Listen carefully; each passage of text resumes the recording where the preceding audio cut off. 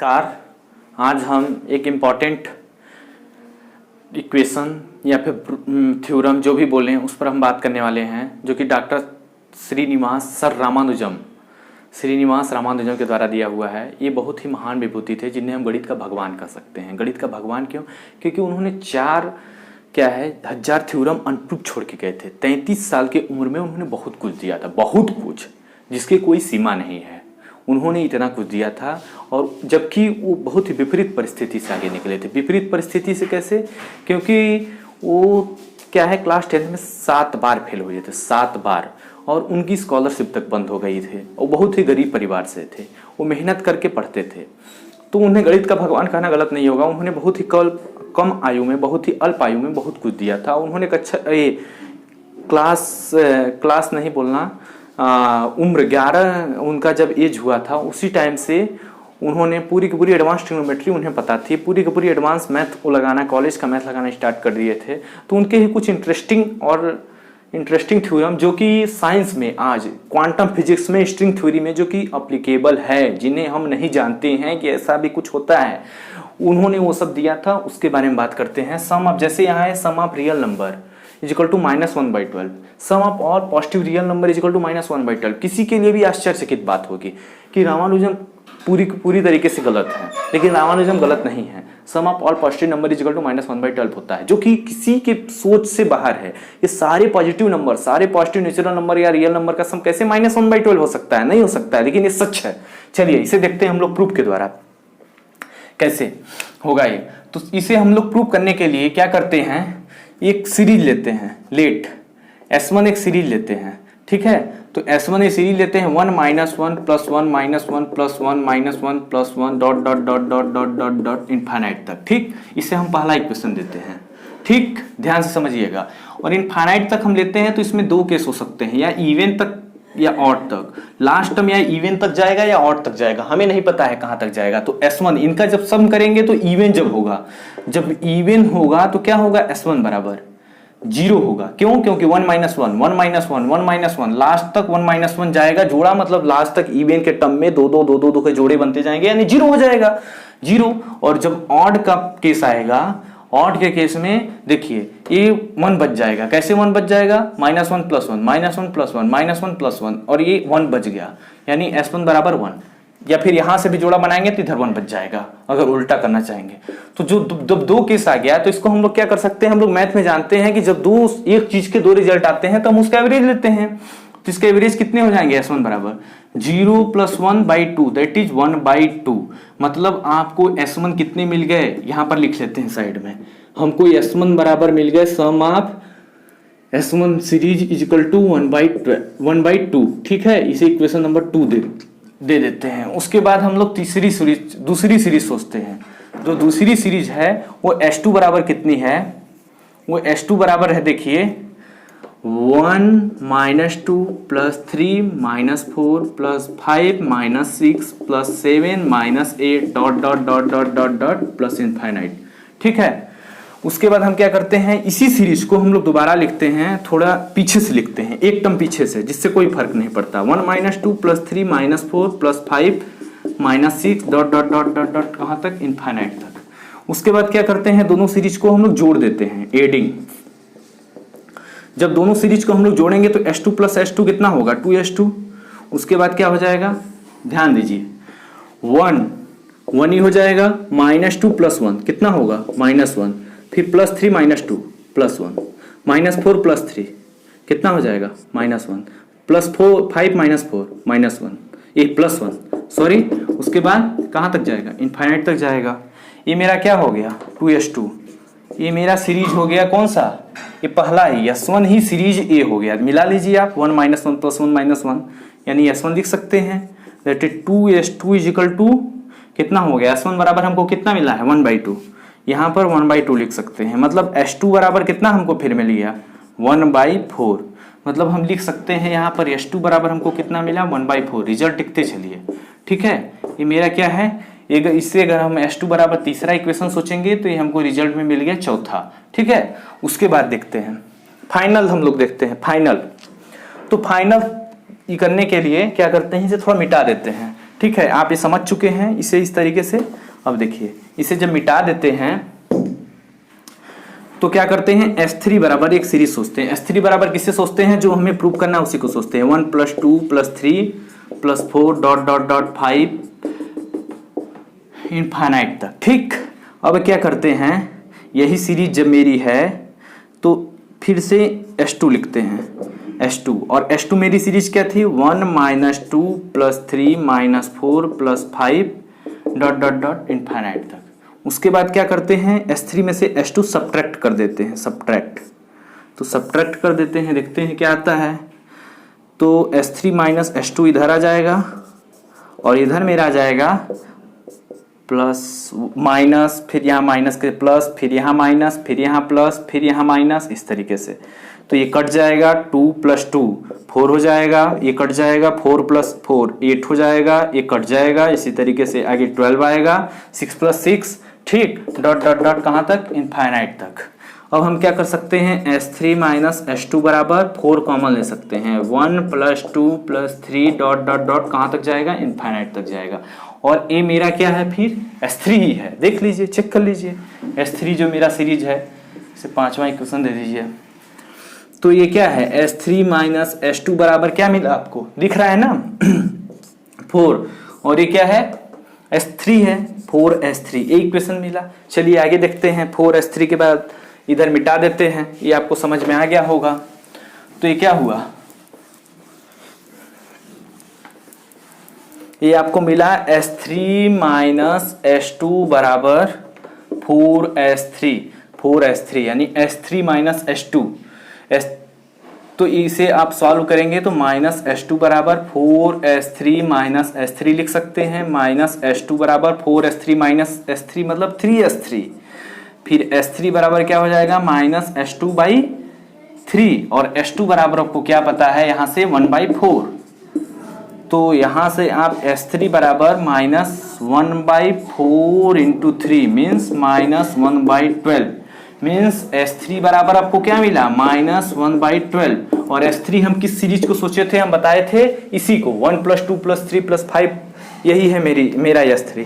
देखिए ठीक है, S3 मेरा क्या था, S3 हम लोग इसी को सोचे थे, 1 + 2 + 3 + 4 + 5 ... इनफाइनाइट। मतलब S3 और S3 का मेरा सम कितना आया, S3 मेरी वैल्यू कितनी आई, -1/12। मतलब sum of all positive number, या फिर बोले या फिर sum of all positive real number, या फिर सम ऑफ नेचुरल नंबर कितना है, -1/12 आया। मतलब सभी पॉजिटिव नंबर का सम जो होगा -1/12 होगा। स्ट्रिंग थ्योरी में यूज होता है, इसके बिना क्वांटम फिजिक्स की आप स्ट्रिंग थ्योरी की कल्पना नहीं कर सकते, जिसे आप थ्योरी ऑफ एवरीथिंग बोलते हैं, जो कि फिजिक्स में बहुत ज्यादा एप्लीकेबल है। ध्यान दें, ये बहुत ही इंटरेस्टिंग थ्योरम है। ठीक है, तो चलिए, आशा करता हूं मैं ये आपको समझ में आया होगा अच्छी तरीके से। तो लेके आया हूं, देखिए, ट्राई करिए। कैन यू सॉल्व, आप इस क्वेश्चन को सॉल्व कर सकते हैं। अगर आप कर सकते हैं तो देखिए किस तरीके से सॉल्व करेंगे। अगर आप प्रयास करिए, एक बार बंद कर दीजिए, पॉज कर दीजिए वीडियो, ठीक है, बंद कर दीजिए, इस क्वेश्चन को नोट करके स्क्रीनशॉट लेके, उसके बाद में देखिएगा मेरा सोल्यूशन। अगर आप नहीं कर पा रहे हैं तो चलिए मैं बता देता हूं। ये क्या है question, x = whole under root 1 + 2 under root 1 + 3 under root 1 + 4 under root 1 + 5 under root 1 + 6 whole under root 1 + ... इसकी वैल्यू कितनी होगी, x बराबर कितना होगा, इसे हम कैसे सॉल्व करेंगे। तो चलिए इसे हम देखते हैं कैसे सॉल्व करेंगे। इसे देखने के लिए हम लोग सपोज दैट इसकी वैल्यू होगी 3, हम आपको बता देते हैं पहले से ही, इसकी वैल्यू होगी 3। देखिए कैसे, ये रामानुजम के पेपर का, जनरल पेपर का, उनका रॉयल सोसाइटी के पेपर का उनका ये क्वेश्चन है, उसे मैं लेके आया हूं। ये क्या है, देखिए, सबसे पहले 9 को हम किस तरीके से लिख सकते हैं। हम तो पहले बोले हैं कि x बराबर आपको 3 होगा, आपको ये पता होना चाहिए। और 3 को हम किस तरीके से लिख सकते हैं, 3 को हम लिख सकते हैं √9, √9। ध्यान से आप देखते चलिएगा, 3 को आप लिख सकते हैं √9। उसके बाद क्या कर सकते हैं इसको, ठीक है, √9 को आप लिख सकते हैं 1 + 8, ठीक है, सॉरी माफ करिएगा, 1 + 8। उसके बाद आप क्या कर सकते हैं, 1 + 8, फिर इसको 1 प्लस, इसको क्या लिख सकते हैं, 2 × 4, 8 को लिख सकते हैं।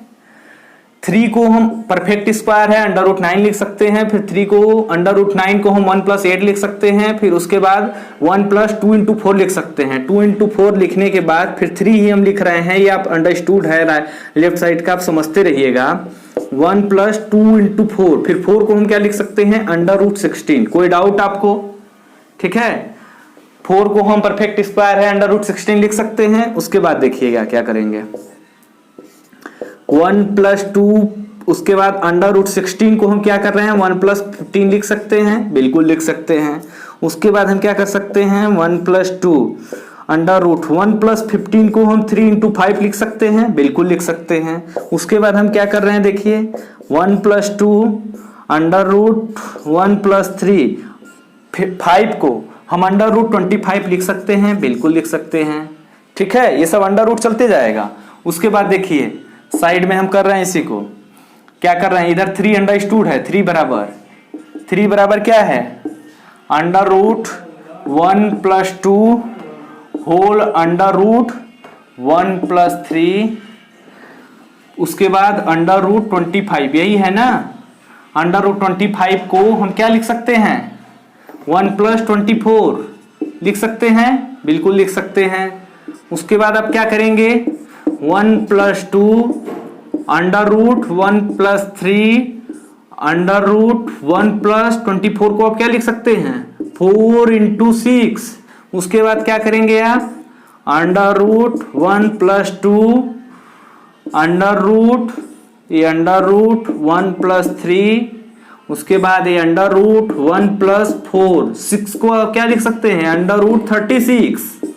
उसके बाद फिर से 1 + 2 √1 + 3 जो कॉमन है, जो हम लिखते आए हैं लिखते चलिए।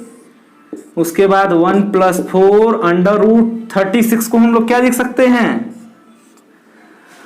√36 को हम लोग क्या लिख सकते हैं बताइए 1 + 35, 1 + 35।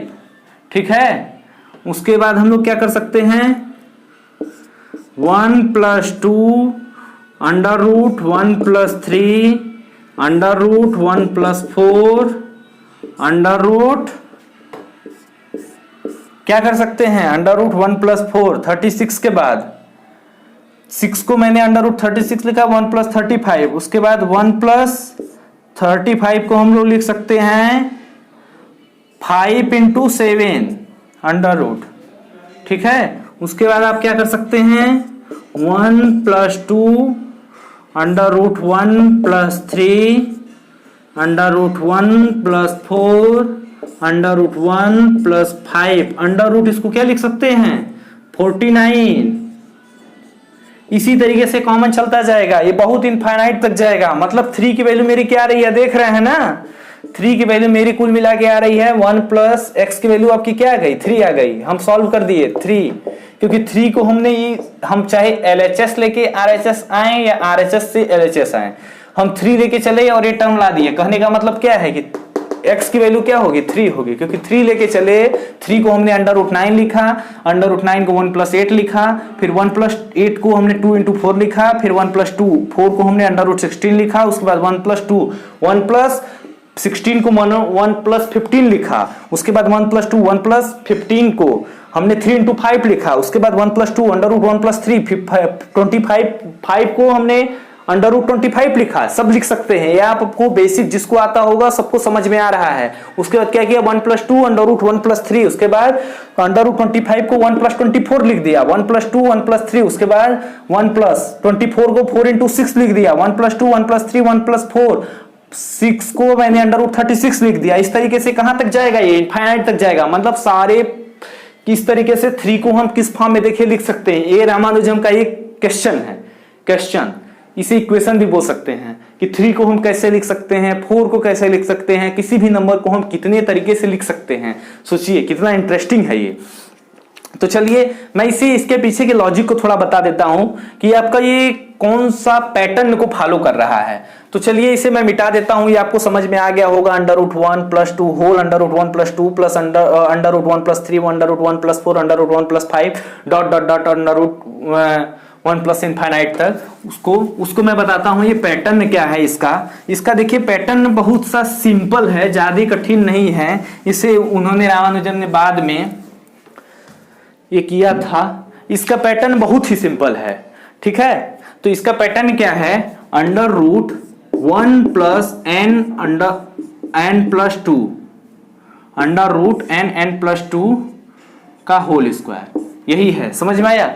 यही पैटर्न को फॉलो कर रहा है, अंडर रूट 1 प्लस n, ठीक है, समझ में आ रहा है ना, और अंडर रूट n+2 का होल स्क्वायर, इसी पैटर्न को फॉलो कर रहा है। और इसमें हम लोग कर क्या क्या रहे हैं, देखिए सारे स्टेप मैं आपको बता देता हूं, पूरे स्टेप हम लोग स्टेप क्या क्या उठा रहे हैं इस पूरे क्वेश्चन का स्टेप। पहला स्टेप हम लोग क्या कर रहे हैं, पहला स्टेप हम लोग परफेक्ट स्क्वायर कर रहे हैं, ठीक है। जैसे क्या था, सबसे पहले 3 था, 3 का मैंने परफेक्ट स्क्वायर के रूप में लिखा, अंडर रूट 9 लिखा, पहला परफेक्ट स्क्वायर कर रहे हैं। दूसरा हम क्या कर रहे हैं, दूसरा हम लोग उसको डिनोट कर रहे हैं 1 प्लस के फॉर्म में, 1 प्लस 8 को फिर क्या कर रहे हैं, n बराबर a क्रॉस b लिख रहे हैं। कैसे, under root 1 plus 2 cross 4, 2 into b, ठीक है। 2 पैटर्न हुआ। और तीसरा पैटर्न उसके बाद क्या कर रहे हैं, फिर से परफेक्ट स्क्वायर, मतलब यही मैं 2 स्टेप फॉलो कर रहे हैं। मेनली आप उसको चाहे तो बीच में डाल सकते हैं, 1 प्लस के फॉर्म में भी लिख रहे हैं, पर परफेक्ट स्क्वायर वाला जो नंबर है 1 प्लस के फॉर्म में लिख रहे हैं। तो यही मेनली आप समझिए कि परफेक्ट स्क्वायर और n equal to a cross b 2 step follow कर रहे हैं। तो इसको हम लोग क्या कर सकते हैं, इसको हम लोग दिखा सकते हैं। देखिए इसको हम लोग उस फॉर्म के आया होगा। बहुत बहुत धन्यवाद। वंदे मातरम।